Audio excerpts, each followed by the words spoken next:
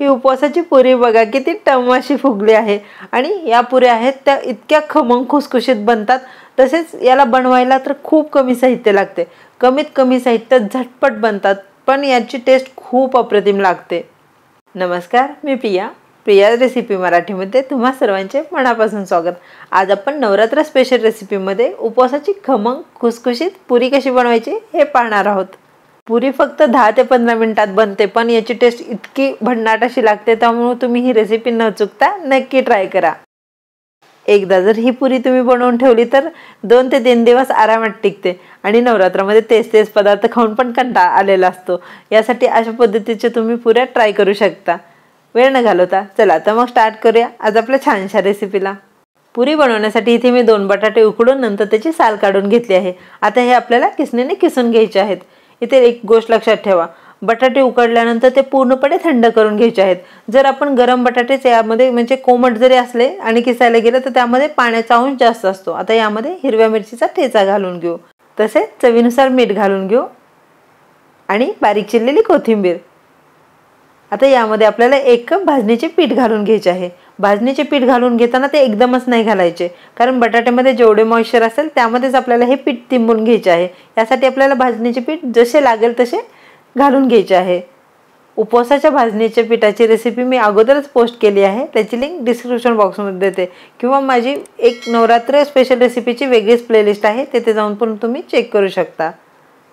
आता यामध्ये थोडे थोडे करून आपल्याला भाजणीचे पीठ घालून याचा आपल्याला गोळा मळून घ्यायचा आहे। आणि इथे पिठाचा गोळा मळत असताना अगदी घट्टसर असा मळायचा आहे, कारण जसे जसे हे पीठ मुरले जाईल तसे तसे हे सैलसर होते। आता आपल्याला यामध्ये छोटासा पोर्शन घ्यायचा आणि याचा गोळा बनवून घ्यायचा आहे। गोळा बनवत असताना काय करायचं तर हाताच्या साहाय्याने प्रेस करत करत बनवून घ्यायचा।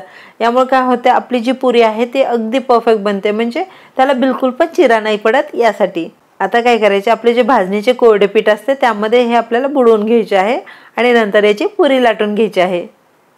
तुम्ही इथे उपवासाच्या भाजणीच्या पिठाऐवजी फक्त भगरीचे पीठ पण वापरू शकता, पण आपण ज्यावेळेस उपवासाच्या भाजणीचे पीठ वापरतो त्यावेळेस आपली जी पुरी आहे खूप खमंग लागते। पुरी लाटत असताना खूप पातळ नाही लाटायची, थोडीशी जाडसरच ठेवायची आहे, कारण आपण यामध्ये भाजणीचे पीठ वापरले आहे आणि भाजणीच्या पिठाचे जे टेक्स्चर असते ते अगदी रवाळ असते, त्यामुळे आपल्याला अगदी पातळ नाही पुरी लाटायची। आता अशाच पद्धतीने राहिलेल्या सर्व पुऱ्या मी लाटून घेणार आहे। तुम्ही ते बघू शकता, मी हातावर व्यवस्थित असे हे पीठ मळून घेतल्यामुळे पुरीला एक पण चीर नाही जात, अगदी परफेक्ट अशी पुरी बनवून तयार होते।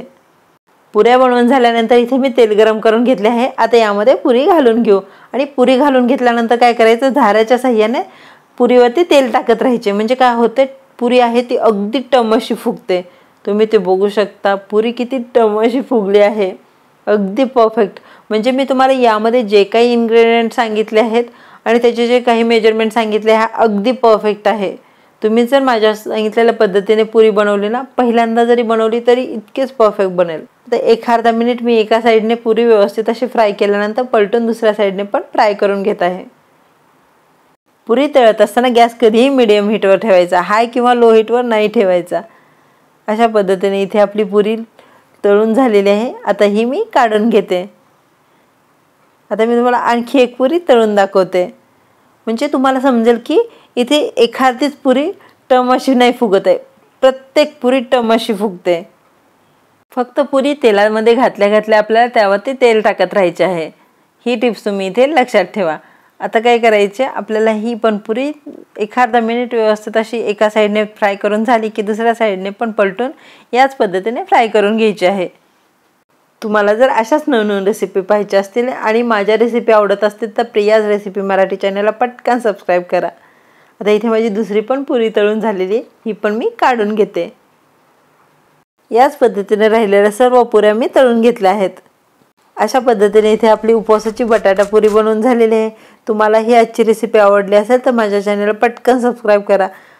आज वेळात वेळ काढून तुम्ही माझा पूर्ण व्हिडिओ बघितल्याबद्दल तुमचे मनापासून आभार।